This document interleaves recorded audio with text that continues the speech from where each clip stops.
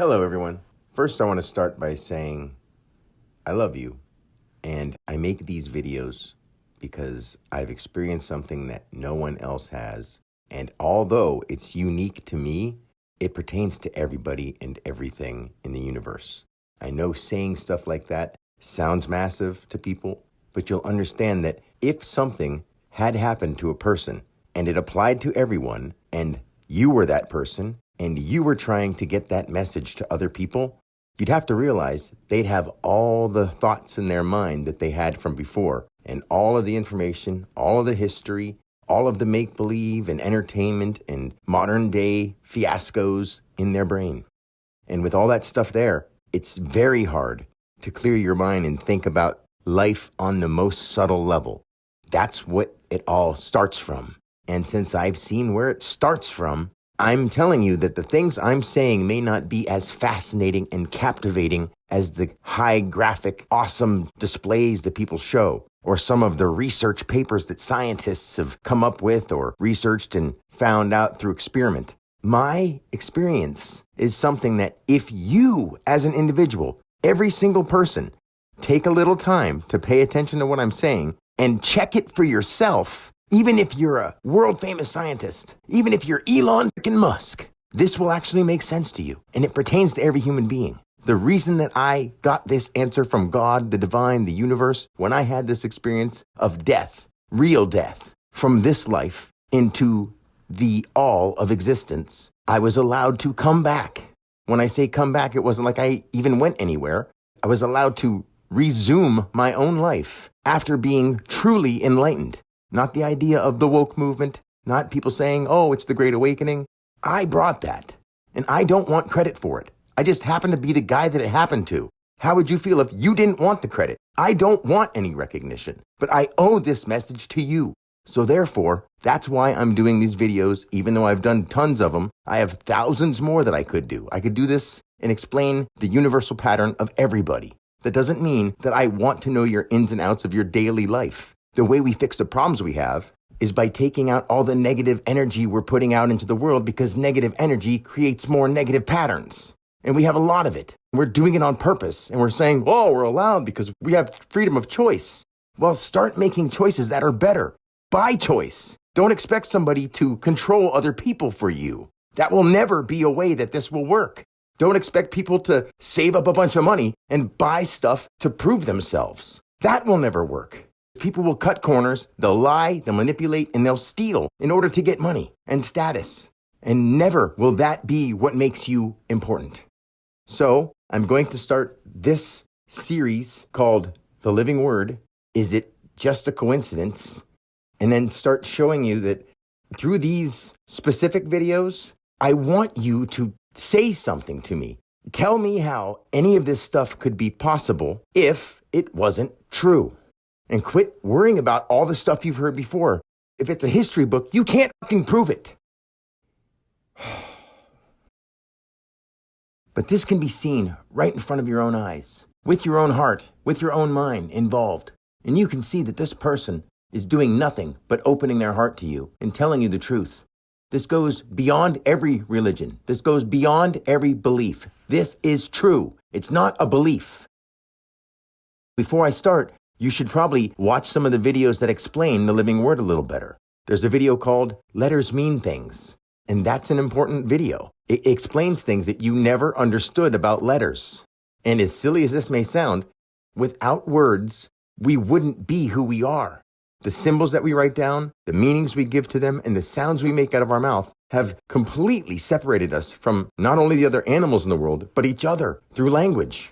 And I can show you that through the translation of English to every other language, we can actually teach people what all the scriptures mean when it comes to multiple levels of existence.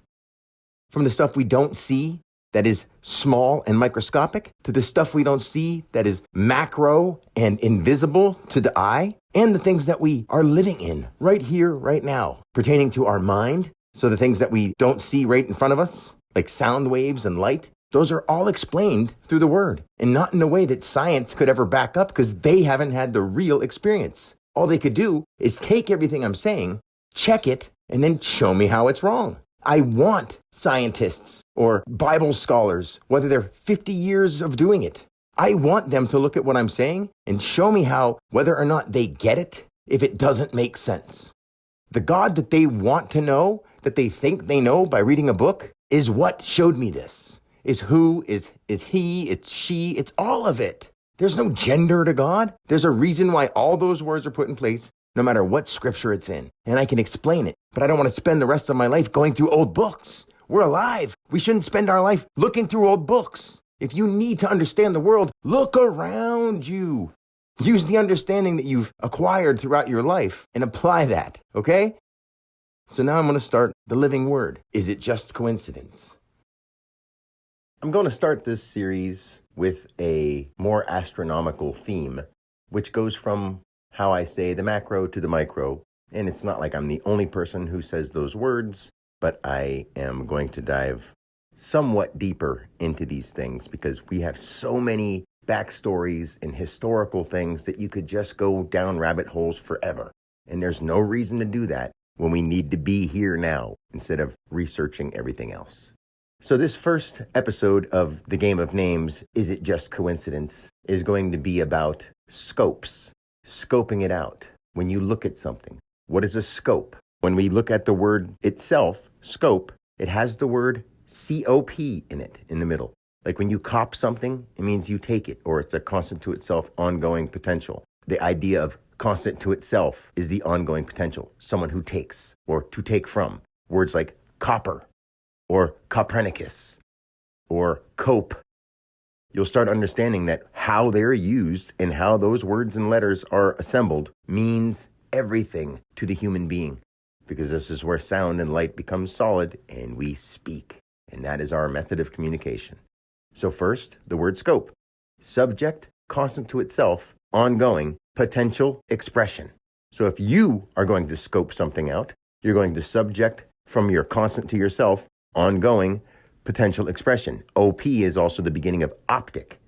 But now we're talking from a once tense. We're going the subject, intense with an S, anything that's happening out there, the actively identified thing, 19, constant to itself with a C, the third letter, ongoing, right in the center of the tense letters, potential, one letter farther, 16, expression, back to E, the fifth letter. So we're subjecting a constant to itself, ongoing potential expression, scope. So in the first episode of Game of Names, Is It Just Coincidence? We're scoping it out, and the first person that we will do is a man very heavily related to the telescope, Edwin Powell Hubble. I'm sure everyone understands you can see the word window basically in Edwin working through a plural identified notion or nature.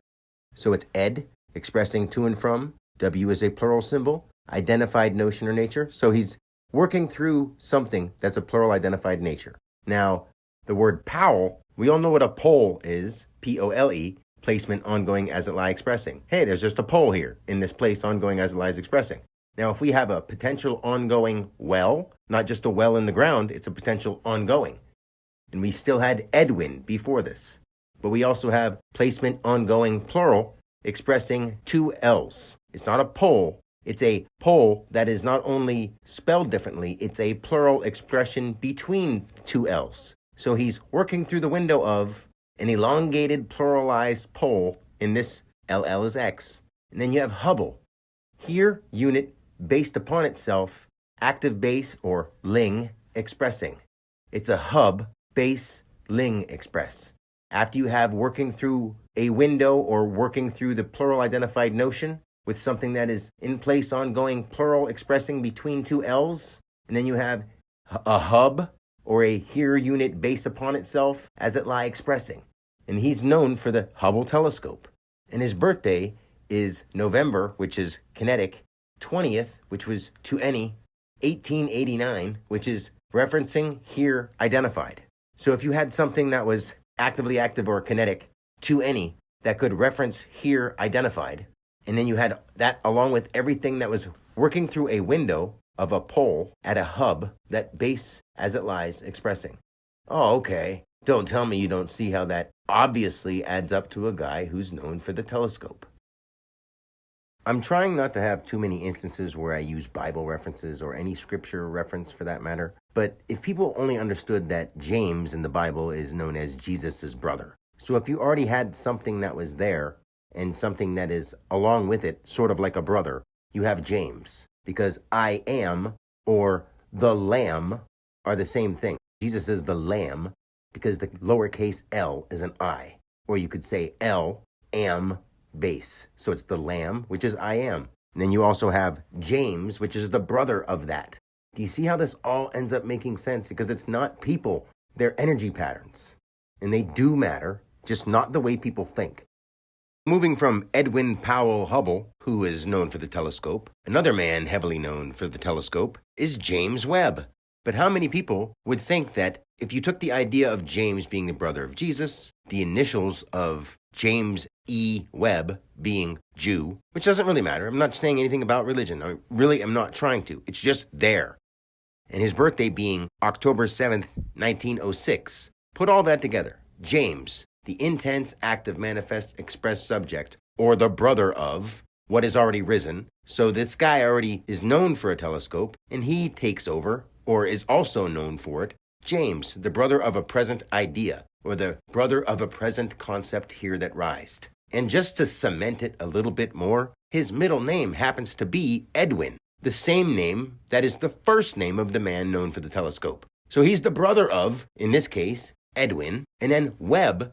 Instead of Hubble, you have a plural expressed base upon itself. So it's another one of the same thing, or the ebb is what comes back to you from the flow, which is what goes with. So the ebb is what comes back, the flow is what goes with, but he's the plural ebb, the second one that comes back, the ebb. So it's the I am's Edwin working through a window, and then plural ebb expressed that bases upon itself, a telescope. And to go along with the fact that he's the second guy doing it, his birthday is intense, or October 10, 7, generated and grouped. So it's intense, generated and grouped already. And then 1906, subject, ongoing, familiar, form, or force. So he's intense, it's already generated and grouped, and the subject is ongoing form. And he's the second one, James, the brother of Jesus, or the concept here that rised. Edwin, working through a window, and he's the second guy with that name involved. And then Webb instead of Hubble, and the other one was Powell Hubble, and his name was Webb, because he's taking over for an idea that was already put in place. Do you see this? Scope it out. Our next man on Scope It Out happens to be a man that was involved with creating what has come to be the kaleidoscope. And his name is David Brewster, born December 11th, 1781. Now we're talking about a kaleidoscope, one of those things that has beads or crystals or little plastic gems in there, and you look inside the tube and spin it around, and you see all kinds of cool patterns moving. It's an optic illusion. It's really cool, a kaleidoscope. And the guy with such a simple name like David, which I've said many times, David is like the average ID, or the as in the, VID as in the vital identification, or the vitally identified. So it's David, the avatar, or the traveler. And then his last name being Brewster, look at the word brew and the word stir together. And it's not S-T-I-R, it's S-T-E-R. So it's an expressed reference instead of an identified reference. Base reference expressing plural subject plus expressed reference. So you're pluralizing the same expressed reference that you already reference expressed plural. Do you see what I'm saying? And it's a kaleidoscope. So it's the avatar who was meant to do what? Vibration with his name? To and from, active, vital, identified, to and from. Base reference expressing plural, subject, plus expressed reference. And he's the man who created what led to be the kaleidoscope.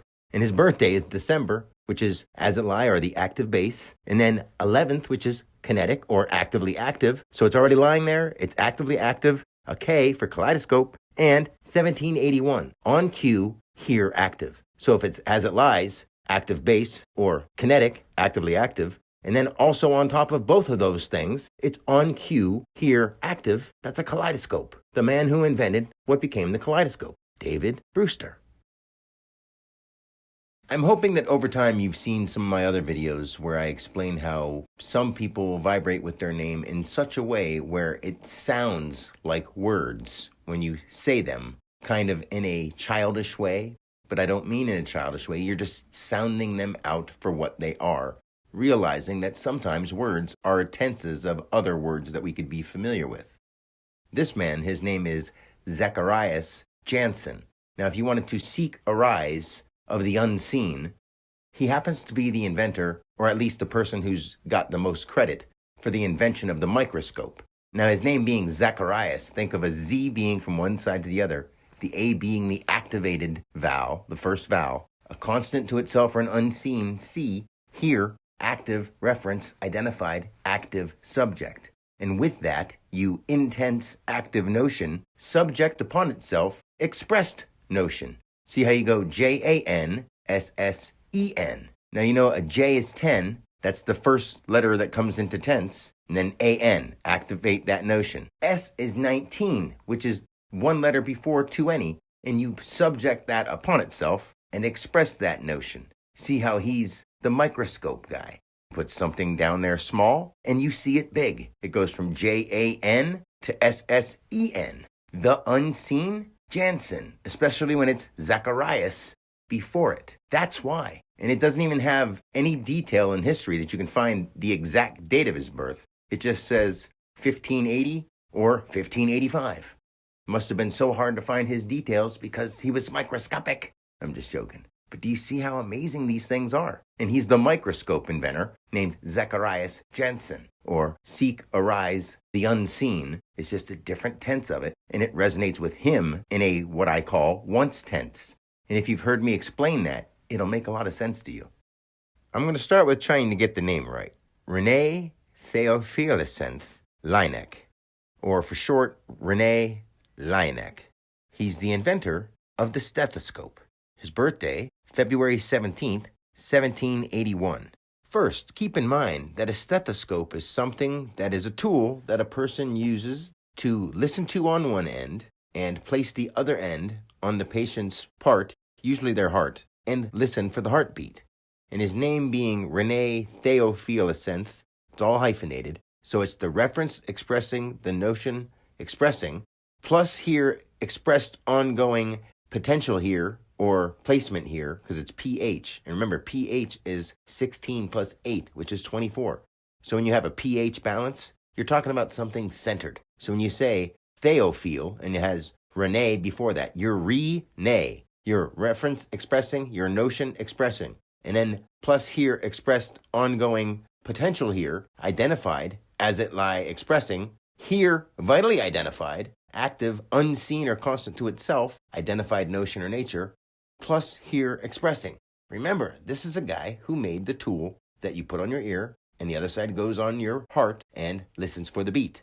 And his last name being the L, the active base, the as it lie or ling, active, expressed, notion upon itself or in that space, expressed, constant to itself or unseen.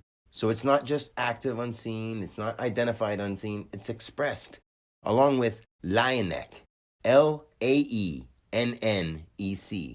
See how it's as it lies, actively expressing a notion upon itself, or like I said, in that blank space, 28, two ends, expressed, constant to itself or unseen. And it's not language, it's Laennec. Do you see how amazing that is? His name, Rene Theophilus Laennec. And his birthday, even better, February 2, base, 17, on cue, or actively generated and grouped, 1781. On cue, here, active. This is the man that invented the stethoscope, the tool that you use to listen to a heart. That brings this episode to a conclusion, and I hope you could scope it out with me and see how, from my heart to yours, I'm only trying to show what I alone uniquely have experienced about our universe.